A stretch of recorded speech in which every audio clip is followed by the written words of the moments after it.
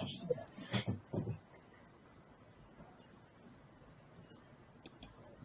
그 주체 생산과 북의 대나혁명 이론의 변화 과정을 보는 겁니다. 그래서 북에 있어서 그 혁명 과제는 이제 남북의 통일과 한반도 전체에서 사회주의라고 이제 그 상정을 하고 있고요. 그래서 이제 그 북이 남의 사회 모순, 우리가 보통 잘 아는 사회 구성체죠. 그거를 어떻게 규정하고 거기에 부합하는 어떤 혁명 이론을 제시했는지를 한번 살펴보는 거고요. 그 마지막으로 이제 북이 자신들이 주도하는 대남혁명 이론을 포기하고 평화통일론으로 입장을 바꾸게 된 배경을 살펴보겠습니다. 첫 번째 이제 사회 구성체론과 사회주의 혁명 이론인데요. 마르크스 독일 이데올로기에서 이제 사회 형태, 게젤샤프트 폼 이런 사회 구성체, 루이 보나파르트의 브르메르 18일에서 사회 구성체라는 이런 단어를 써서 이제 보통 이제 우리가 그 사회 구성체 이런 들을 쓰고 있는데요. 그래서 이제 생산력과 생산관계의 모순에 따라서 주로 소유관계를 둘러싼 계급들 사이의 투쟁이 전개되고 그 결과에 따라서 여러 가지 이제 이 다양한 생산 양식이 출현했고 이런 생산 양식에 부응하는 상부 구조가 사회 구성체라고 볼 수가 있겠습니다. 그래서 어떤 사회주의 혁명, 어떤 혁명이 생기려면 거기서 이제 그 새로운 생산력과 낡은 생산 관계의 모순이 필요한 거죠. 그래서 사회 구성체 내에 모순이 첨예화되어야 됩니다. 그래서 사회 구성체의 성격을 규명하는 것이 각국에서 혁명 전략을 수립한 데서 매우 중요한 거죠. 먼저 식민지 반봉건 사회, 여기 반이는 절반 반자입니다. 1930년대 중국 사회의 구성체 논쟁에서 시작됐었고 이거를 이제 일제시대 그대로 가져왔습니다. 주종하는 일제시대를 식민지 반봉건 사회로 규정하면서도 일제강점기에 한국 사회가 자본주의적 요소를 이미 잉태하고 있다는 측면에서 식민지 반자본주의 사회의 성격도 가지고 있다는 겁니다. 식민지 반봉건 사회로는 이제 그 해방 이후에 산업사회에 있던 남에 대해서도 70년대까지 계속 식민지 반봉건 사회론이 주장이 되었습니다. 드디어 이제 80년대에 와서 산업화가 되면서 안병직 같은 경우도 이제 중진 자본주의 사회로 입장을 바뀌었고요. 박현채는 이제 식민지 반봉건 사회를 비판하면서 왜냐하면 한국 사회가 산업화됐기 때문에 중공업이 성장하는 한국 사회를 이제 국가 독점 자본주의라고 규정을 했습니다.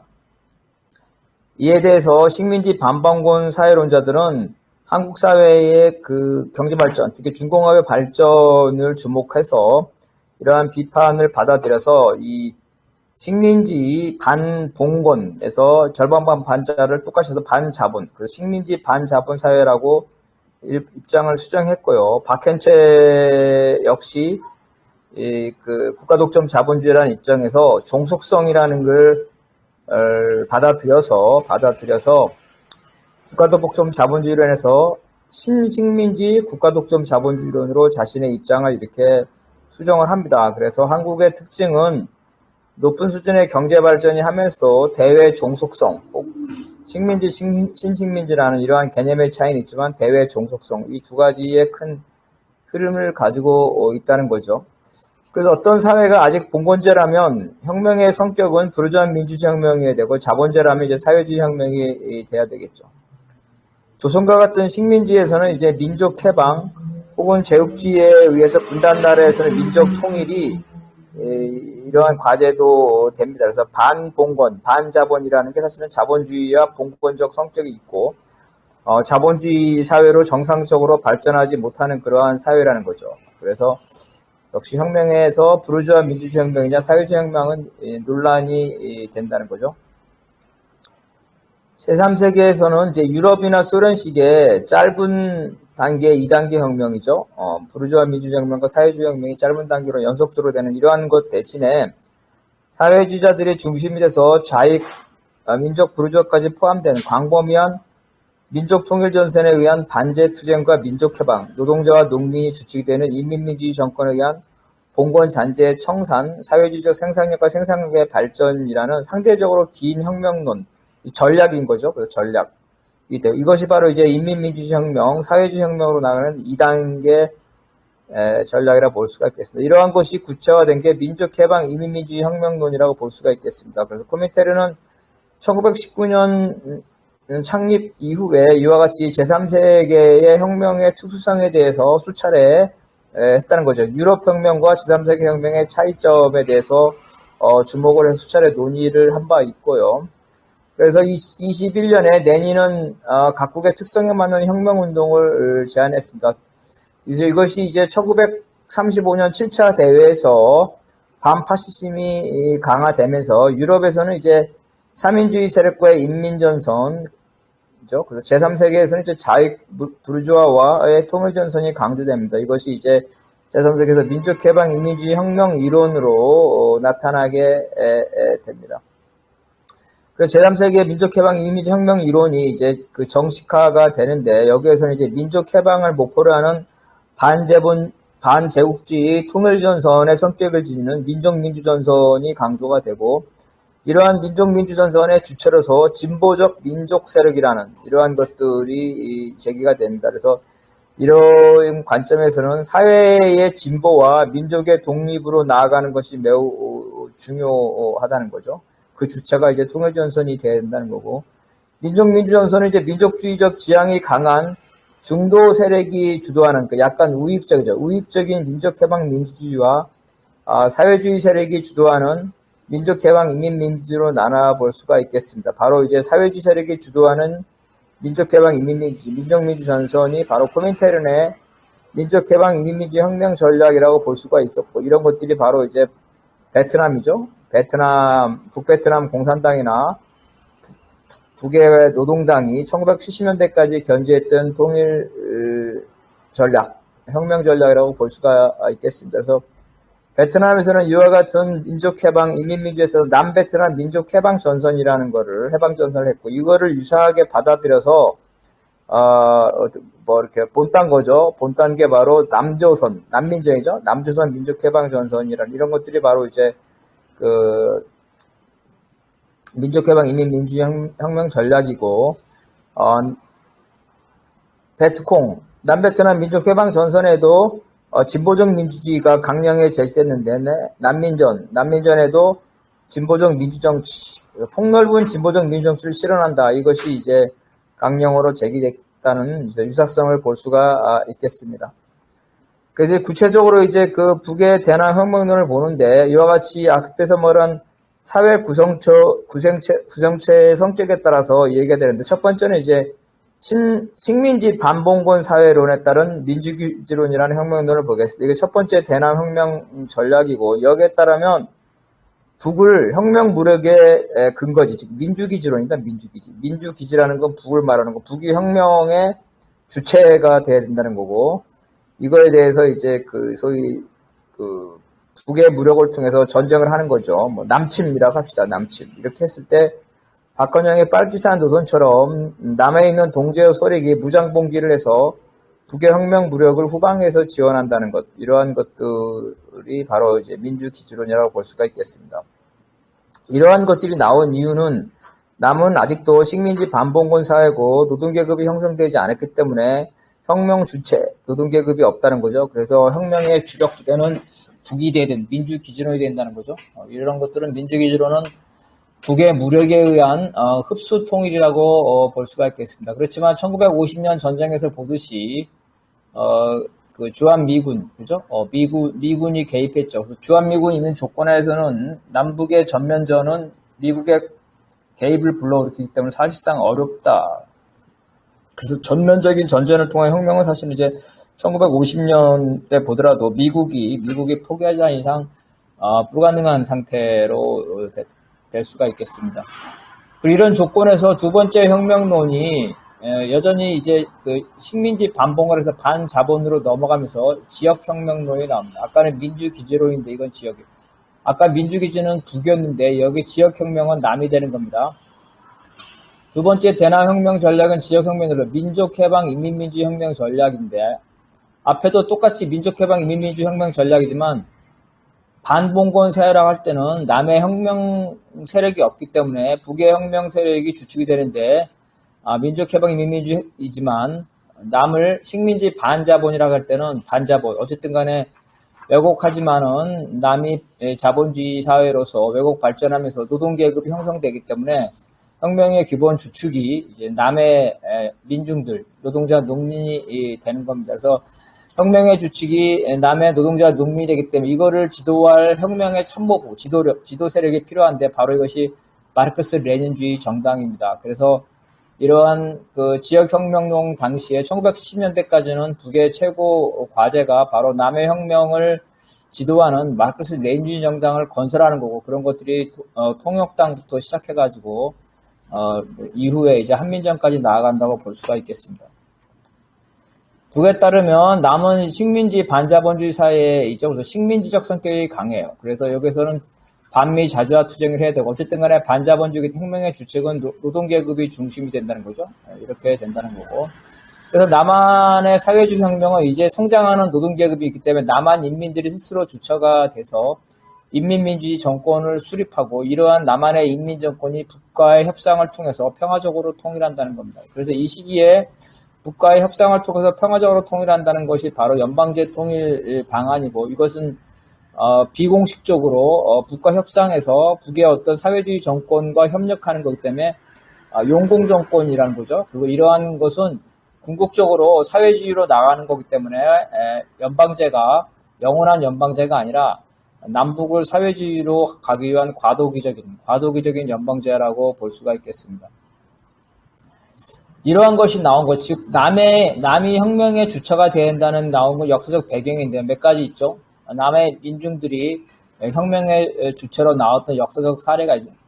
4.19 혁명을 목격했죠. 그래서 이러한 4.19 혁명을 목격하면서 북에서는 만약에 이 4.19 혁명 때 사회주의 혁명 주체가 있었다면 이 사회주의 혁명을, 그래서 4.19 혁명을 사회주의 혁명으로 갈 수가 있겠다 이렇게 생각했다는 거죠. 그 이후에 계속해서 79년 부마항제라든가 80년 광주 민주화운동, 이와 같은 민주화운동을 보면서 남한 혁명의 주체는 남한의 성장하는 노동계급과 그 다음에 통일운동 세력, 민주주의 세력이 돼야 된다는 거고, 북은 다만 이러한 혁명을 지도하는 막스 레닌주의 정당의 지하당 사업, 이 지하당을 구축하는 게 북의 역할을 해서 계속해서 지하당 사업을 하죠. 그렇지만 지하당 사업은 68년 통역당 쭉 시작해가지고 마지막으로 99년에 민혁당, 민주혁명당 사건까지 있다는 겁니다. 그래서 이런 당들이 쭉 있었지만 실제로 이 당들을 보게 되면 이러한 지하당은 북한이 처음부터 조직한 것이 아니라 남한에서 자율적으로 조직된 이후에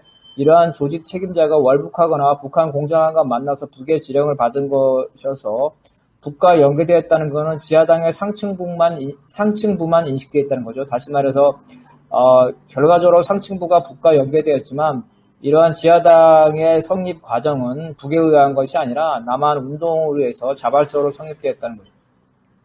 그런데 1990년대 이후에는 이러한 지하당 사업은 사실상 중단되는데, 그 이유는 통역당이나 중부지역당이나 민중당이나 모두 다 발각이 돼서 다 와해가 됩니다. 그래서 이런 전국적인 사령부로서의 지하당을 건설한다는 것은 쉽지 않기 때문에 결국은 지역정당으로 모색을 하면서 중부지역당이라면 충청도와 강원도, 민혁당이라면 경기, 전남북, 부산, 부울경 이런 쪽으로 근거지를 하게 되죠. 그렇지만 알다시피 이제 이러한 민혁당이나 울산이나 모든 지하당 사업이 괴멸을 하게 되면서 북의 지하당 구축 사업은 실패로 하게 됩니다. 이러한 과정에서 남한 체제에 변화가 생기게 됩니다. 이 변화를 반영한 게 세 번째 대남혁명론인 민족해방 민주주의 혁명, 인민이 빠진 겁니다. 인민. 아까 민족해방 인민민주주의에서 인민이 빠진 민주주의 혁명론이라는 거고요. 이러한 것들이 이제 1980년대 남한의 경제가 발전하면서 점차 남한 내부에서 논의되다가 이것이 북으로 넘어가면서 북의 관료들에 의해서 정립되면서 1991년에는 이제 김정일 국방위원장이 5.24 방침을 통해서 이러한 것들을 이제 북의 혁명론으로 되면서 다시 남한으로 내려오게 됩니다. 그래서 통역당의 후신이라고 자처하는 한국민족민주에서 한민전에서 출간된 것으로 추정되는 주체의 한국사회 변혁운동론이라는 이런 주체에 기반한 혁명론의 교과서입니다. 이 교과서에 바로 이제 이 2003년에 반영이 되고 2010년에 노동당 규약에도 역시 반영이 됩니다. 민족 해방, 민주주의, 인민이 빠졌죠. 인민이 빠졌어요. 그래서 이건 빠졌기 때문에 쉽게 말하면 우경화됐다고 보면 됩니다. 그래서 이 단계에서는 과거는 이제 막스레인주의 정당에 의한 걸기, 그죠? 걸기, 무장혁명이 늘렸지만 이제는 비합법 투쟁뿐만 아니라 합법 투쟁을 강조하게 되고 오히려 합법 투쟁이 주가 되고 비합법 투쟁은 결정적인 시기에만 하는 것. 이렇게 되면 합법 투쟁이 강조되는 게 이 특징이라고 볼 수가 있겠습니다. 그래서 민족해방, 인민민주주의, 인민이 들어갈 경우에는 통일전선 전략으로서 노농동맹을 하는 사회주의 정당이 핵심 지도부고라는 거죠. 이 사회주의 정당이 대중투쟁과 전면항쟁이라는 것들을 조직해 나가는 이런 거였다면 민족해방, 민주혁명론, 인민이 빠진 거에서는 사회주의 정당이 아니라 선거에 참여하는, 의회에 참여하는 대중적인 진보정당을 중심으로 한다는 거, 민주노동당 같은 걸 중심으로 한다는 거죠. 그래서 지하정당이라든지 막스레인지 정당이 아니라 대중적인 진보정당을 중심으로 하고 이게 계급연합을 통해서 상시적인 대중투쟁을 통해서 이러한 것들이 평상시에는 합법투쟁하라고 결정적인 시간에 필요하다면 민중봉기도 할 수 있다는 이제 그쪽에서 이제 이쪽에서 말하는 민중봉기는 이제 보통 말하면 전민항쟁으로 얘기합니다. 그래서 이것이 종전과 다른 점은 인민이 빠졌다는 것이죠. 그래서 인민이 빠졌다는 건 뭐냐면 북이 더 이상 남한의 혁명 단계의 혁명 과제를 사회주의 혁명으로 하지 않는다. 남한에서 필요한 거는 사회주의 혁명이 아니라는 거죠. 또 한편으로는 이것은 이제 더 이상 북이 지하당 사업을 하지 않기 때문에 남한 혁명을 지도하지 않는다는 거. 남한의 혁명을 지원할 수 있지만 지도에서 개입하지 않는다. 남한 혁명은 남한에서 알아서 하는 거고 그 혁명의 성격은 남한에서는 사회주의 혁명보다는 아까 말한 것처럼 합법 노선을 중심으로 한 뒤에 나오는데요. 이제 의회주의적인 혁명을 인정을 하게 되는 겁니다. 이러한 입장을 보게 되면 1991년 남북 기본 합의서와 2000년 6.15 공동선언에서 볼 때 남북 상호 간의 체제의 변혁을 강요하지 않고 체제에 개입해서 상호 체제를 존중한다고 했기 때문에 공식적으로 북은 남한 혁명의 지도자로서 자처할 수 없게 되게 되는 겁니다. 비공식적으로 어떨지 모르지만 어쨌든 공식적인 통일 이론, 혁명 이론에서는 북이 남한 혁명을 지도하는 이러한 관계는 사라지게 되고 실질적으로도 그러한 관계가 이제 사라지는 과정이 된다는 거고 가장 중요한 건 남한의 사회가 변화가 된다는 거죠. 그래서 북의 대남 혁명 노선의 변화 과정에 이러한 것들을 쭉 밟아갔다는 거고요. 그래서 이러한 것들, 즉 평상시 합법 노선, 의회주의 노선을 기본으로 하는 그리고 사회주의 혁명이 아니라 어떤 남에서 사회주의를 수용할 수 있는 사회주의까지 포함되는 대중적인 진보정당에 의한 노선, 이게 바로 이제 진보적 민주주의고, 그래서 민주노동당이 진보적 민주주의를 강하게 이제 한 겁니다. 이 진보적 민주주의 쉽게 말하면 현대판의 인민민주주의라고 생각하면 될 것 같습니다. 현대판의 인민민주주의, 사회주의 전 단계 현대판. 그러니까 진보적 민주주의를 한번 보면, 진보적 민주주의는 조선 공산당의 시절에 여운형, 박헌영, 김일성 모두 다 주장한 겁니다. 그런데 이거는 이 진보적 민주주의는 미소 화해 시절에 코민테르는 7차 대회에 민족해방 인민민주주의를 수정한 겁니다. 그래서 여기에서는 이제 반파쇼적인 측면, 그러니까 민족해방 인민민주주의에서 반파쇼적인 측면을 반영한 거라서 소련은 2차 대전을 독일, 일본 등 파쇼 제국주의에 대한 반파쇼 전쟁으로 한다는 거죠. 그리고 제국주의에는 두 개가 있습니다. 소련에 의하면 독일과 일본과 같은 파쇼적 제국주의와 영국과 프랑스, 미국과 같은 민주적 제국주의가 있는데 소련은 바로 이런 민주적 제국주의와 연대를 해서 독일과 일본과 같은 파쇼적 제국주의와 전쟁을 한 겁니다. 반파쇼 전쟁이라는 거죠. 실제로 소련은 미국의 도움을 받아서 독일을 격퇴를 하죠. 그래서 이러한 2차 대전 직후에 이 미소 화해 노선이 있었죠. 그래서 남은 미국이 점령하고 북은 소련이 점령한 조건에서 북이나 남이나 볼 때 한반도가 하나의 나라로 통일이 되려면 소련도 동의하고 미국도 동의하는 그런 체제를 했는 거예요. 소련도 동의하고 미국도 동의하는 건 뭐냐면 소련과 같은 나라, 미국과 같은 나라 하나로 묶어줄 수 있는 게 바로 진보적 민주주의랍니다. 소련은 연합국, 소련, 미국, 중국, 프랑스, 영국을 진보적 민주주의다. 그래서 한반도에서 세워야 될 나라는 인민민주주의 정권이 아니라 진보적 민주주의 정권이고, 왜? 한반도에서 통일된 정부를 세우려면 소련도 동의하고 미국도 동의해야 되는데, 바로 이건 반파쇼에 기초한 거기 때문에 바로 이게 그래서 진보적 민주주의라는 거는 소련도 동의하고 미국도 동의하는 그러한 노선이라고, 이걸 건국 노선으로 하게 됩니다. 이 진보적 민주주의의 실질적인 내용은 부르주아 민주주의 혁명이에요. 그래서 스탈린은 해방 직후에 조선 공산당에게 부르주아 민주주의를 추진하는 부르주아 민주주의 정권을 수립하라고 비밀 지령을 내립니다. 그래서 2차 대전 직후에 한반도의 목표는 부르주아 민주주의라는 거죠. 남한과 북한의 그 사회가 발전된 자본주의가 아니었기 때문에. 그래서 조선공산당 박헌영이나 김일성이나 모두 다 이러한 진보적 민주주의, 부르주아 민주주의를 하라는 이것을 지령으로 다 수용을 하면서 이것을 문건으로 남기게 됩니다.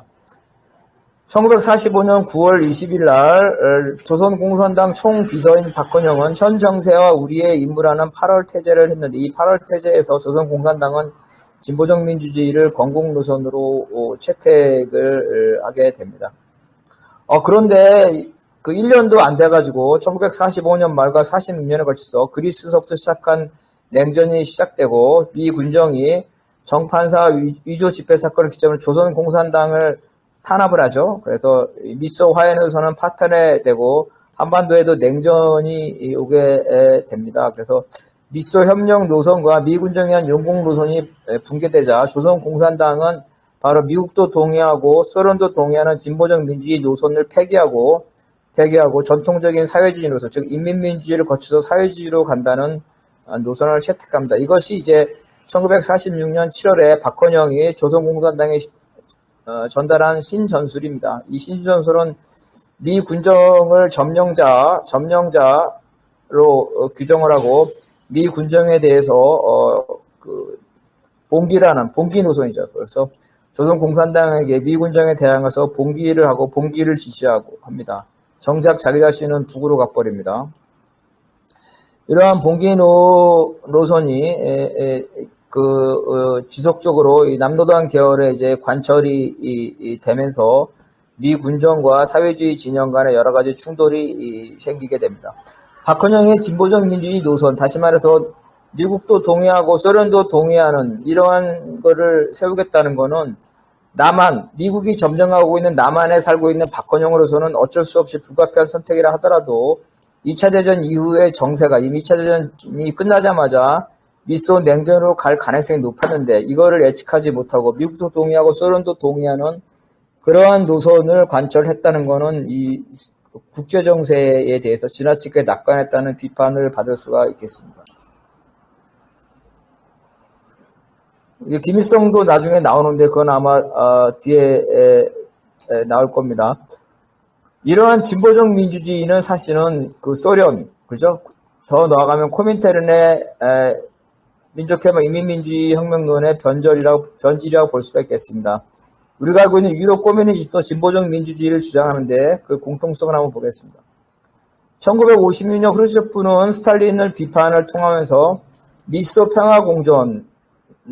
평화공전과 특히 사회주의로 가는 평화적 이행의 길, 그걸 유럽의 사회주의 세력들이 혁명을 할 때 부르주아 국가기구를 활용한다는 이런 수정주의 노선을 얘기를 하면서 소련 공산당 크루셰프는 유럽의 공산당들에게 소비에트, 즉 무장혁명론 대신에 선거를 통해 사회주의로 가는 평화적인 길, 사회주의로 가는 국가적 길을 모색할 것을 권고를 합니다. 이러한 것들은 소련의 공식 입장이 돼서 1957년 모스크바의 세계 공산당 노동당 회의에서 모스크바 선언을 통해서 유럽과 같이 민주화된 자본주의 국가에서 의회를 통한 점진적인 사회주의 혁명을 내용하는 사회주의를 향하는 새로운 길에 대한 것. 소련에 영향했던 유럽의 공산들은 바로 이러한 수정주의 노선을 채택하고 이것이 바로 이제 진보적 민주, 영어로 하면 어드밴스 데모크라시라고 이제 됩니다. 이러한 경향은 계속해서 지속돼서 1969년 모스크바에서 열린 세계 공산당 노동당 회의에서 그 공산당과 노동자당이죠. 이런들은 바로 진보적 민주주의를 위한 투쟁이 바로 사회주의를 위한 투쟁의 일부이고 이거의 핵심은 바로 전체 자본가가 아니라 독점 자본에 대한 반독점 투쟁이라는 거죠. 그래서 반독점 투쟁을 통해서 급진적인 민주주의적 변화를 이끌어내는 것, 그리고 대중들을 계급연합이죠. 계급연합을 통해서 대중들에게 사회주의적 필요성을 자학하는 것이 바로 이러한 기본적인 내용입니다. 그래서 이러한 유럽 커뮤니즘은 진보적 민주주의는 이탈리아, 프랑스, 스페인 공산당에 의해서 주도가 됐습니다. 그래서 이것들이 각 정장들이 강령으로 이제 받아들이기 시작한 1956년 이탈리아 공산당은 사회주의로 가는 이탈리아 경로를 발견하게 되고 역시 진보적 민주주의, 반독점 민주주의죠. 선거를 통한 혁명. 1951년 영국 공산당도 역시 사회주의로 가는 영국의 경로를 발표를 하게 됩니다.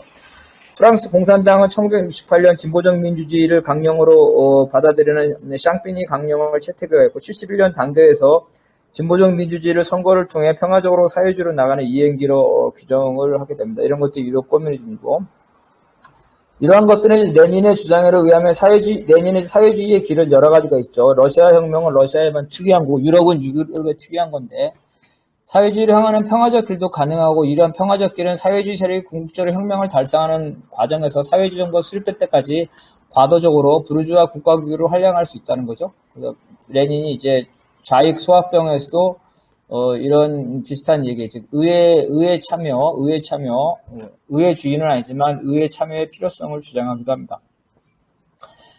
이런 유럽 커뮤니즘에서 기본적인 건 바로 이제 계급연합과 국유화, 독점자본주의 국가를 약화시키는 사회주의를 실현하는 구조적 개혁이 기본적인 내용이 되고 1977년 마드리드에서 유럽 커뮤니즘 정상회의를 개최하는데 여기서 부르주아 정치가 구현한 헌법적 기본권, 부르주아적 기본권이죠. 민주주의 및 자유의 틀에서 사회주의를 건설하겠다는 사회주의, 이제 의회를 통한 사회주의죠. 이것을 진보적 민주주의고 부르주아 국가 활용론이고 선거혁명이고 의회주의를 수용하는 것입니다. 이러한 것들이 쭉 지냈다는 거고. 그런데 이런 유럽 커뮤니즘은 파탄하게 되는데요.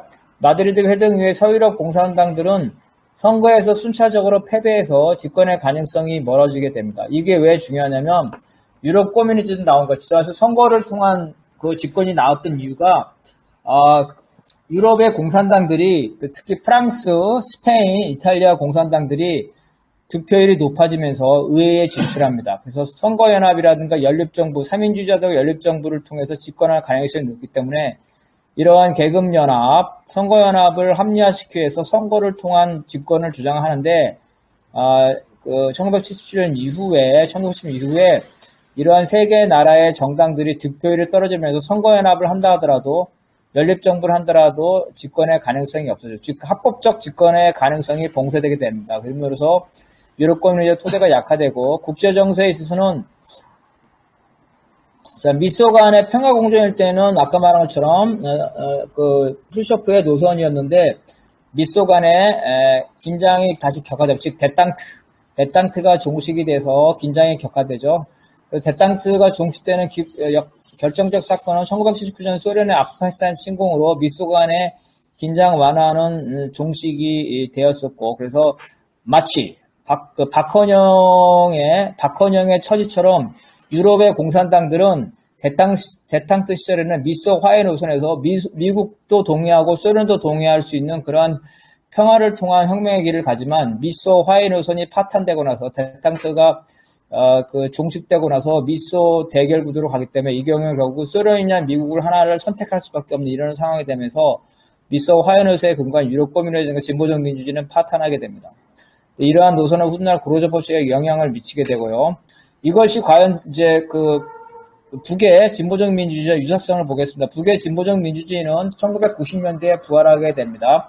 아까 말한 것처럼 박헌영이 1945년에 8월 태조를 통해서 진보적 민주를 주장했는데 김일성 역시 소련 스탈린의 지령에 따라서 진보적 민주주의를 주장을 하게 됩니다. 1945년 10월에 진보적 민주주의에 대화라는 강연을 하게 됩니다. 이 강연에서 이 당시에 김일성은 북에서 소련의 후원을 받으면서 북의 집권자였다는 거죠. 그래서 박헌영과 입장이 다르죠. 박헌영은 남에서 미 군정의 눈치를 봐야 되는 상황이지만 김일성은 북에서 그 소련의 후원을 받고 있었기 때문에 사회주의적 성격을 훨씬 더 강화시킵니다. 그래서 조선을 반봉건 사회로 규정하고 반제국주의, 반봉건주의, 민주주의 혁명을 당면과제로 하면서 인민민주주의에 근접하게 진보적 민주주의에 관한 것들을 쭉 해요. 어쨌든 기본적으로 그렇다는 거죠. 그래서 김일성은 소련의 지령과 다소 다르게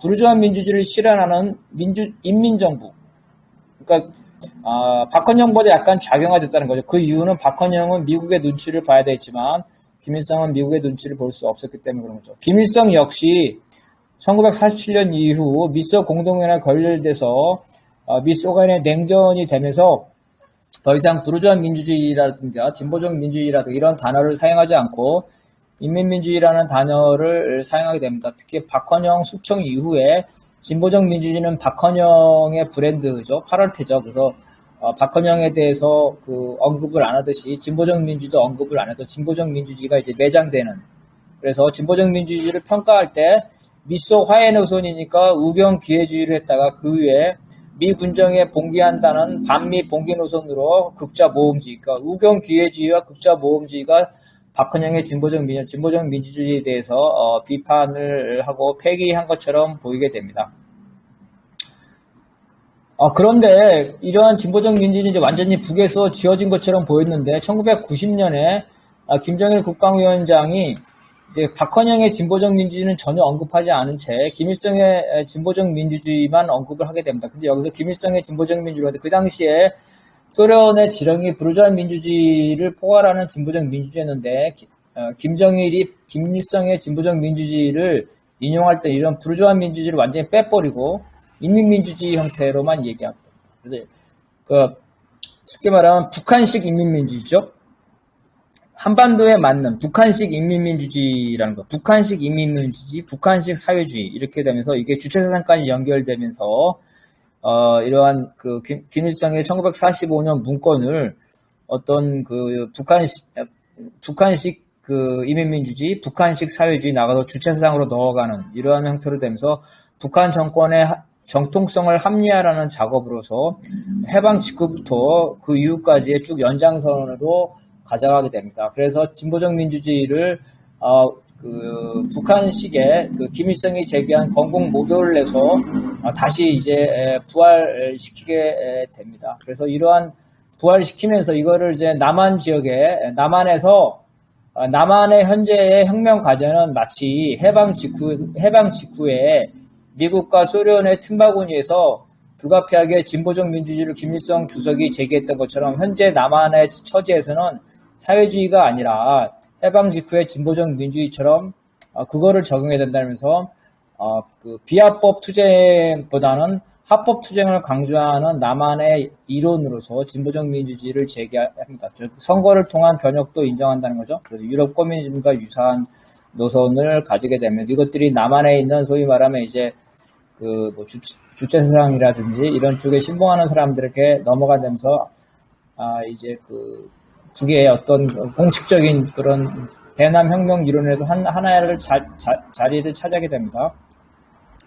여기서 의미는 북의 입장에서 남한 혁명의 과제가 더 이상 사회주의 혁명이 아니라는 거죠. 왜냐하면 1980년대까지 90년대 초반까지는 모르지만 90년대 이후에는 결국은 합법 의회주의, 그죠?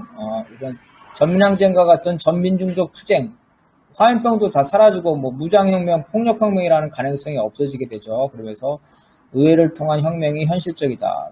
거고, 두 번째는 북이 남의 혁명을 하는 게 아니라 남의 인민대중이 자주적으로 실현해야 된다. 과거 1950년 전쟁과 같은 전쟁은 현재 불가능해졌죠. 주한미군이라든지 남의 군사력으로 볼 때. 그래서 무력혁명이라는 건 사실상 폐기하게 됩니다. 북의 대남혁명론에 대한 평가를 보게 되면은 실제로 북에서 주장하는 대남혁명론이라는 거는 남한에서 여러 운동권들이 주장했던, 남한의 학자들이 주장했던 내용들이 다시 북으로 올라가서 북한의 관료나 학자들이 이거를 재구성해서 이론화해가지고 다시 남한에 있는 운동권들에게 방송이나 책자 형태로 내려주는 거죠. 그래서 대남혁명론이라는 거는 그리고 남한에 있는 운동권들에 나온 것들을 종합해서 체계했다는, 그럴 수밖에 없는 게, 지금은 인터넷이지만 과거에는 인터넷 시절도 아니었는데, 남과 북이 단절된 상태에서 북이 남한의 혁명론을 실질적으로 지도한다는 건 사실상 물리적으로 불가능한 상황이었다는 겁니다. 남한의 혁명 이론들을 북에서 정립해서 마치 북에서 그거를 만든 것처럼 그런 식으로 다시 내려보냈다는 거죠. 이런 것들은 여러 학자들에 의해서 또 문건에 의해서 다 이렇게 입증이 된 건 거고요.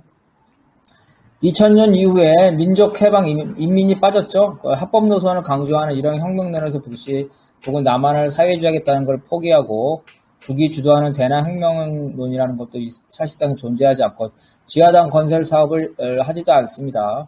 지금 보통 나오는 사건들은 당 사업이 아니라 다 세포 사업이고 정보 취득 사업이에요. 당 사업이라 한다면 북에서 말하는, 또 우리가 사회주의에서 말하는 당 사업이라 한다면은 노동자, 농민, 기층, 조직대중을 묶어내는 걸 당 사업이라고 합니다. 뭐 1심회라든지 지금 민주노총 어디 가서 대여선명 이런 건 당 사업이 될 수가 없죠. 그래서 그런 당 사업은 민혁당 이후로 진행되고 있지 않다는 겁니다. 최근에 공안 사건에서는 다 정보 수집이라는 거고, 그러면 이렇게 북이 대남 혁명론을 실질적으로 포기한 이유를 보게 되면 남북 상호 공존과 상호 취재 존중을 선언하고 있는 남북 합의의 구속력이죠.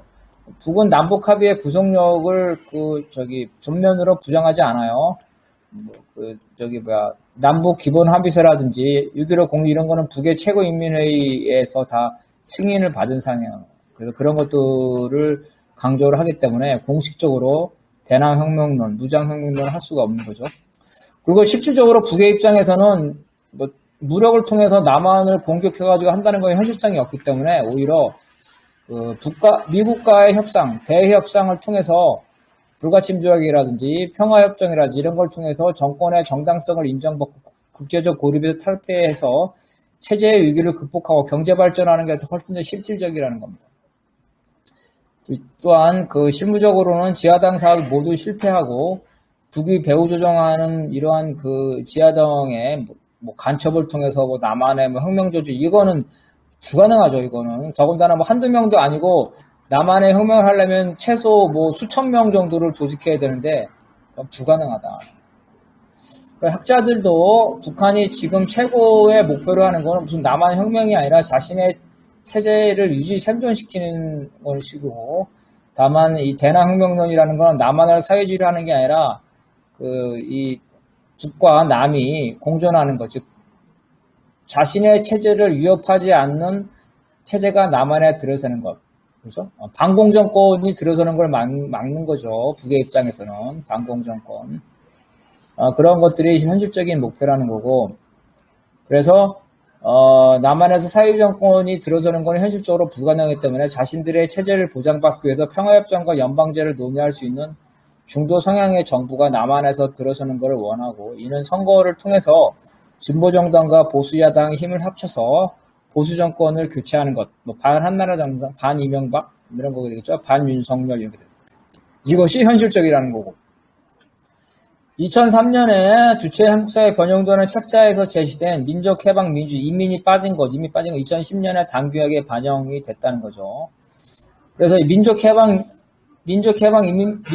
민주주의는 대남혁명론으로 형식적인, 혁명의 주체는 남한 민중이다, 이런 식으로 형식적으로 명맥을 유지해왔는데 2021년 제8차 당대회 규약에서는 이것도 민족해방 인민주혁명 자체를 삭제했다는 거예요. 혁명론 자체를 삭제를 했습니다. 혁명론을 삭제를 하고 이제 조선노동당의 당명 목전은 북반부, 북한에서는 문명하자는 사회주의 건설을 실현하는 거다. 전국적 범위라는 건 남과 북을 합친 거예요. 전국적 범위에서는 사회주의가 아니라 사회의 자주적이고 민주적인 발전을 실현하는 거다. 그 전까지 강령에는 뭐라 나왔냐면은 일본 군국주의의 재침략 책동을 짚으시고 사회의 민주화와 생존의 권리를 위한 남조선 인민들의 투쟁을 적극적으로 지지 성원함. 이렇게 말하면 그 전에 조선노동당 규약에는 남조선의 투쟁을 적극 지지 성원하고 지원한다는 거죠. 지도한다는 거예요, 사실상. 그 부분을 아예 삭제해버렸다는 겁니다. 남조선의 투쟁을 지지한다는 것까지도 아예 삭제해버렸다는 겁니다.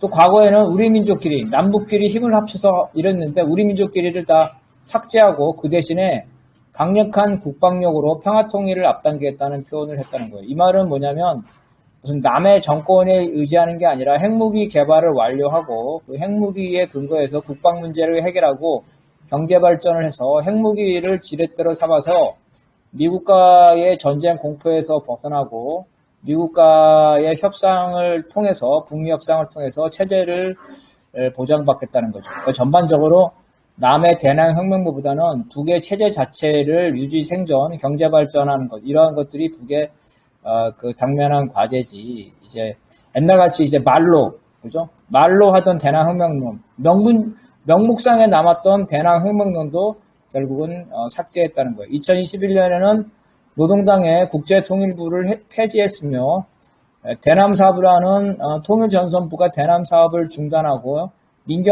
민경련과 민화협도 폐지를 했다는 거예요. 그래서 남북 간의 평화 교류를 하는 6.15 공동위원회와 아태 평화위만 유지하고 있습니다.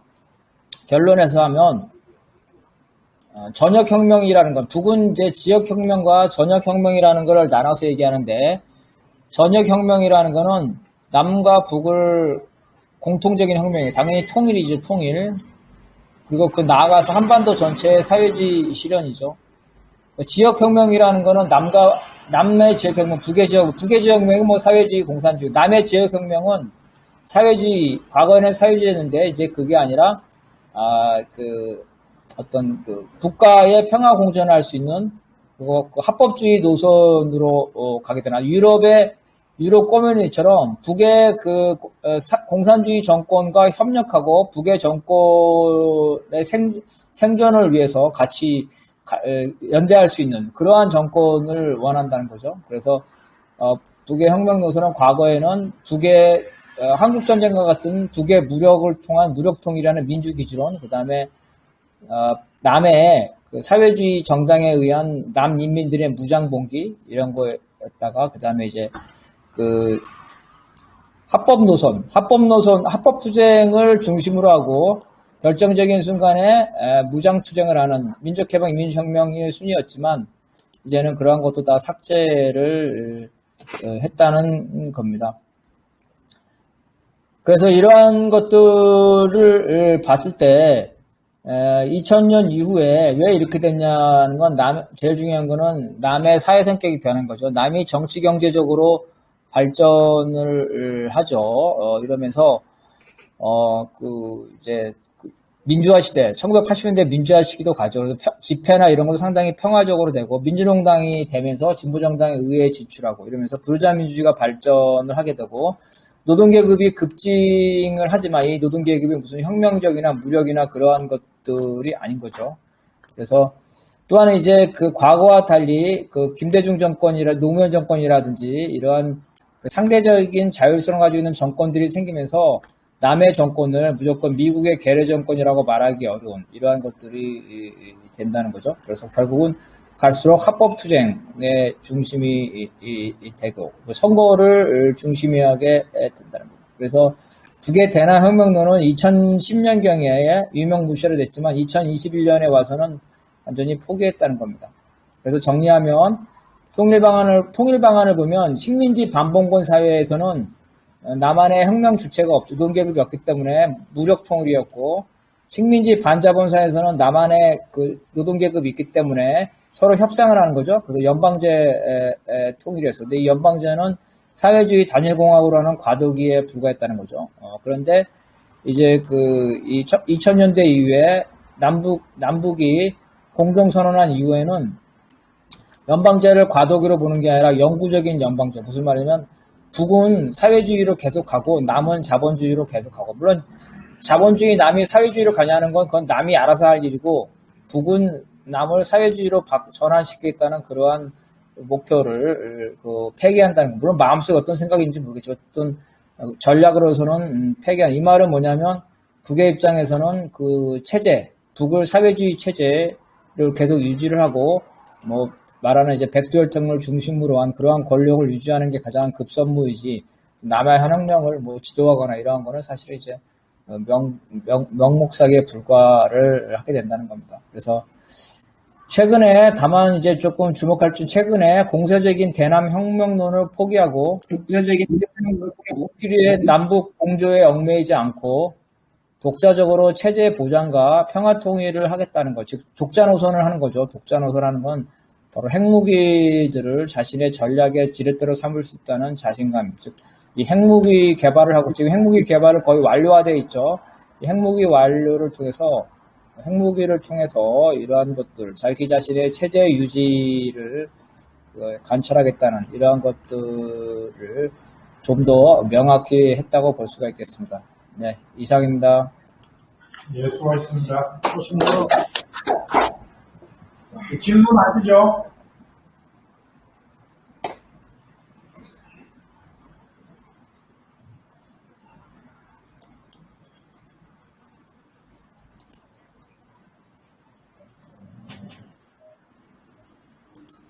질문 없으신가요?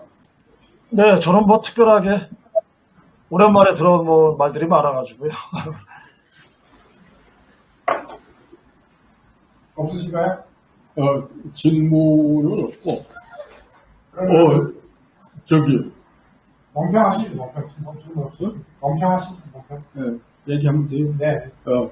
서부의 사회주의 발전 과정, 특히 말시즘 이후에, 말시즘 이후에 소련 정권 수립과 세계에 미친 영향과 관련 속에서 한반도의 남과 또 다시 서로 조건이 다른 이 속에서 상호 관련과 독자적인 발전 과정을 쭉 생각했는데 상당히 복잡한 것을 좀 정리를 잘 해준 것 같아요. 많이 이제 배웠습니다. 이걸 좀 더 익히고 보다 그런 속에서 나중에 좀 더 적극적인 자기 의견을 형성해 나갈 수 있지 않겠나 이렇게 싶습니다. 네, 이상입니다. 강영래 선생님 뭐 코멘트 없습니까? 멍평?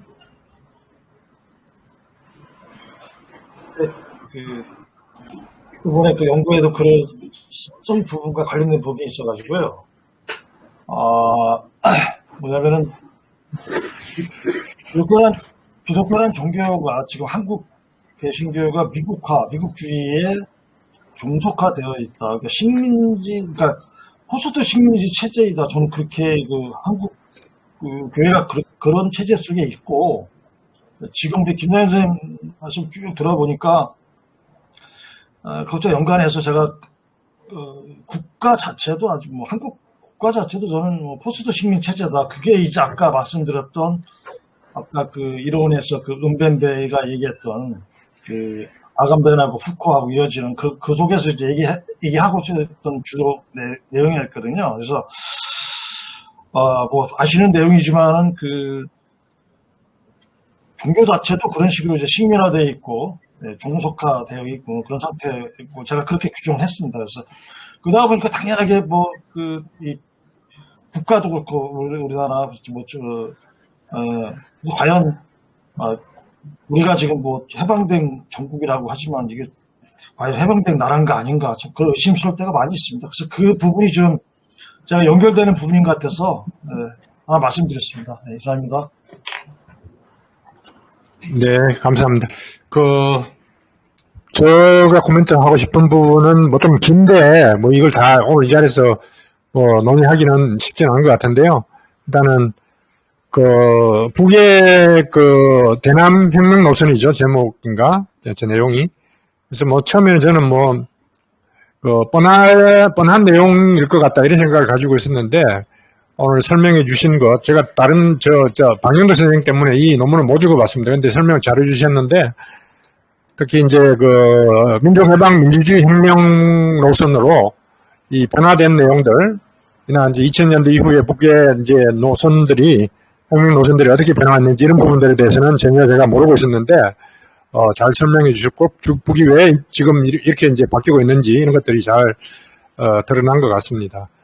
그래서 이제, 특히 이제 강조하셨고, 뭐, 교수에도 말씀하셨던 게 이제 진보적 민주주의론 같은 건데, 사실 이제 저는 북한의 문제뿐만 아니라, 근본적으로, 그러니까 이제 그거와 연관해서 현재 지금 우리 이제 한국 사회에서 뭐 진보당이 됐든 뭐가 됐든 이 NL적인 이제 성향을 가진 이제 운동가들이 실제로 하고 있는 게 이제 딱 그대로잖아요. 진보적 민주주의가 됐든 뭐 의회를 통한 이제 뭐 혁명을 결국 이제 선거를 통해서 의회 진출을 중심으로 하고 물론 이제 대중투쟁도 하지만 그 목적 자체가 이제 바뀌어 있는 거죠.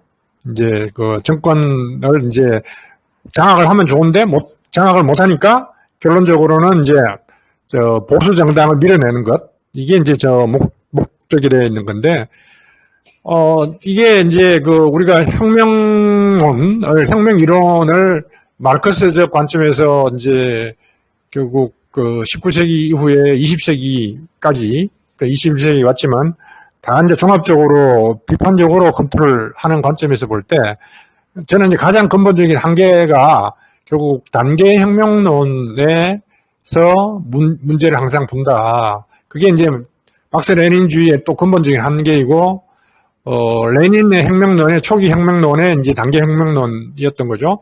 근데 이제 우리가 잘 아는 대로 막스의 관점에서는 그 단계 혁명이라는 개념 자체가 없었던 거죠. 왜냐하면 이제 연속혁명이라는 개념을 가지고 있었기 때문에 막스는 그러니까 당연히 이제 세계혁명이고 그다음에 이제 어쨌든 막스 당대 독일 혁명이 됐든 프랑스 혁명이 됐든 또는 뭐 아일랜드 혁명이 됐든 러시아 혁명이 됐든 또 폴란드 혁명이 됐든 그게 그 나라들의 특수한 이제 지정학적 조건이든 사회적 발전 수준이든 그 한계들 그다음 조건들이 분명히 다르지만 그럴 때 이제 그게 무슨 뭐 단계적으로 여기는 이제 민족혁명만 해야 되고 여기는 이제 부르주아 혁명만 해야 되고 이런 식의 접근이 아니라 세계혁명의 관점에서 그 나라의 혁명이 당장은 어떻게 이제 국가를 전복하는 혁명이 되겠지만 그게 이제 사회주의 혁명으로 연속적으로 발전한다라는 관점을 항상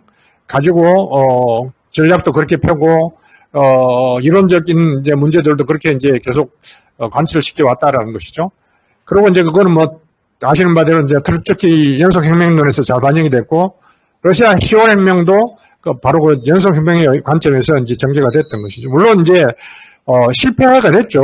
러시아 혁명이 결국은 이제 소련을 만들었지만은 소련이라는 게 사회주의적으로 변화하지 못하고 중간에 이제 좌절됐던 역사가 있기 때문에 그런데 이제 그게 뭐 제가 말이 길어질 수도 있는데 스탈린주의에 와서 이게 뭐 아까 이제 우리가 굉장히 익숙한 거죠. 식민지 반봉건 사회론, 또 식민지 반자본주의 사회론, 또 신식민지 국가 독점 자본주의 사회론 해서 이제 각 사회의 발전 단계에 맞춰 가지고 뭐 혁명의 이제 개념이 바뀌고 전략이 바뀌고 또 뭐 이렇게 한다는 거죠. 그게 이제 뭐 이론이 굉장히 정교화되고 발전된 것 같이 보이지만 사실은 그게 발전이 아니라 그 내부에 가장 근본적으로 흐르는 것은 막스의 어떤 국제적인 관점에서 연속혁명을 통해서 그 나라가 됐든 국제적인 전 세계가 됐든 그게 이제 사회주의 혁명으로의 어떤 발전이라는 개념을 결국은 잊어버리고 그 단기적인 혁명의 목표, 뭐 부르주아 혁명이 됐든 뭐 반제 혁명이 됐든 이제 그거를 단계 혁명으로 이제 추구를 하고 그 다음 단계는 또 그때 가서 뭐 잘 해가지고 다시 이제 뭐 계급 연합이 됐든 뭐가 됐든 잘해보겠다 이런 식의 이제 혁명론의 포기가 된 거죠. 냉정하게 얘기하면은 그래서 지금 우리나라에 지금 NL적인 운동가들이 하는 게 결국 한나라당 지금 윤석열밖에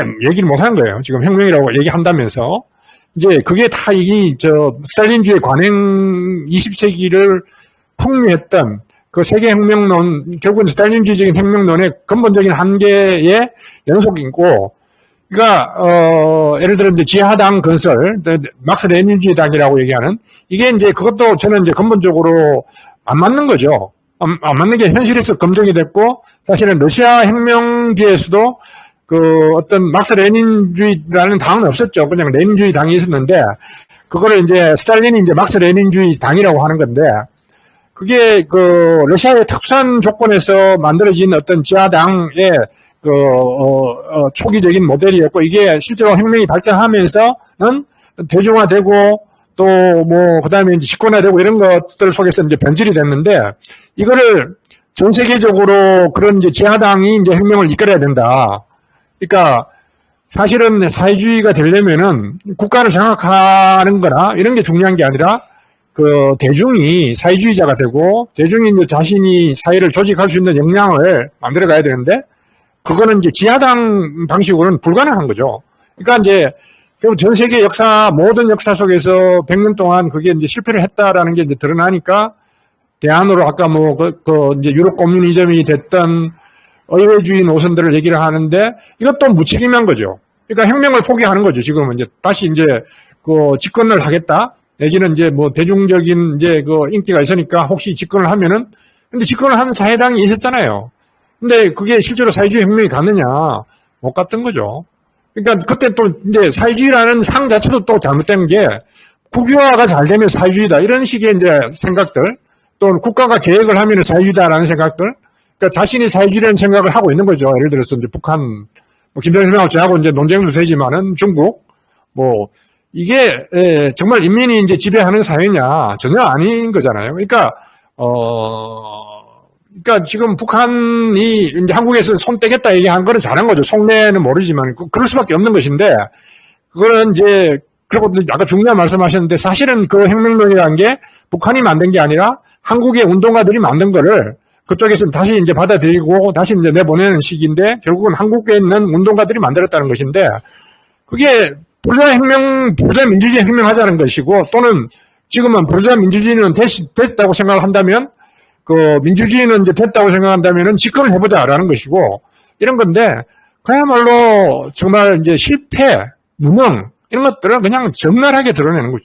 사회주의 혁명 개념도 없고 사회주의 혁명 전략도 없고 방안도 모르겠다는 얘기밖에 안 되는 거예요. 이제 지금 운동하고 있는 사람들의 전체적인 이제 수준이라는 게 대중을 통해서 대중을 어떻게 바꾸고 대중과 어떻게 해서 단지 선거에 대한 이제 집권이 아니라 집권 여러 번 해봤잖아요.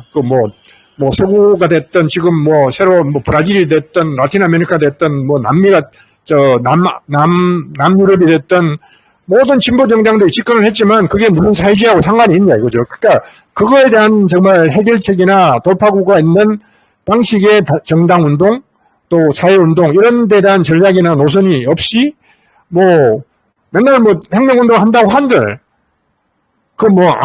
아무런 이제 대안도 없고 아무런 성과도 없는 그리고 모든 민중들을 실망시키는 이런 것밖에 안 되는데 한국에도 지금 그대로 적용되고 있고 단 긍정적인 것은 북한은 물러섰다. 저는 이런 거고 지금 그래서 NL적인 운동하는 사람들은 정말 이제 이런 걸 잘 깨달아야 된다. 저는 자신의 운동 혁명론, 우리의 혁명론을 만들어 가야 된다. 저는 이렇게 생각합니다.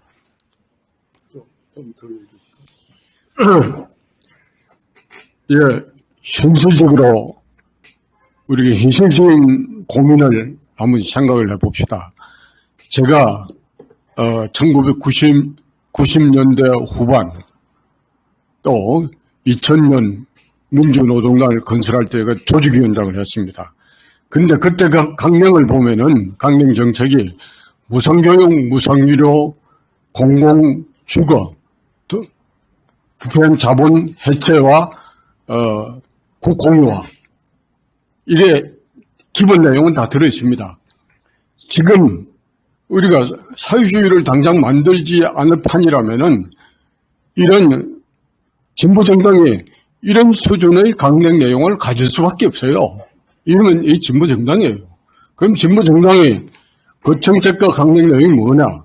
또 그러면은 두 번째는 조직을 어떻게 하느냐? 방금도 얘기 있었지만 중앙조직만이 아니라 진보정당이라면 산별뿐이 아니라 지역으로 시군구, 도와 시군구별로 대중과 결합하는 이런 조직이 있어야 되는 거예요. 그리고 투쟁은 선거를 통해서 당연히 하는 것도 있지만 대중투쟁을 해야 돼요. 대중투쟁을 아까 그런 강령들을 내걸고 지금 뭐 단순하게 뭐 좀 개선하라, 노동법 제정하라, 이런 수준에 그치고 있어요. 그런데 전면적으로 새로운 정책 강령과 방향을 내세우면서 그러한 대중투쟁을 해낼 수 있냐, 이거야. 근데 이런 것들을 현실적으로 저는 좀 고민에 들어가야 된다. 그리고, 민주노총을 당으로 실제로 변혁적으로 조직해내고 아래까지 그것이 변혁당과 정의당과 하던 진보 사단과 통합해 내면서 이런 내용들을 어떻게 총선 이전에 어떻게 내용을 진행하고 총선 이후에 어떤 정당으로 갈 거냐, 이런 구체적인 고민들을 우리가 실제로 해야 되거든요. 현실적으로. 예, 이상입니다. 기자님 뭐. 특별한 거 없습니다. 네. 자, 그러면 네. 제가 토론 없이 예. 혹시 방윤도 선생님 말씀하실 거 없으신가요? 예, 저 잘 들었습니다. 예, 그러면은 이제 뭐 각자 말씀을 하셨고 김정희님은 이제 발대로 잘 하셨고 하니까 마무리만 하시죠. 아니, 마무리 말아도 특별히. 없이 길게 했는데 40분 동안. 예, 그럼 이상으로 오늘 또 세미나 모두 마치겠습니다. 자, 모두 수고하셨습니다. 수고하셨습니다. 고맙습니다. 만우 선생님 건강 잘 관리하세요.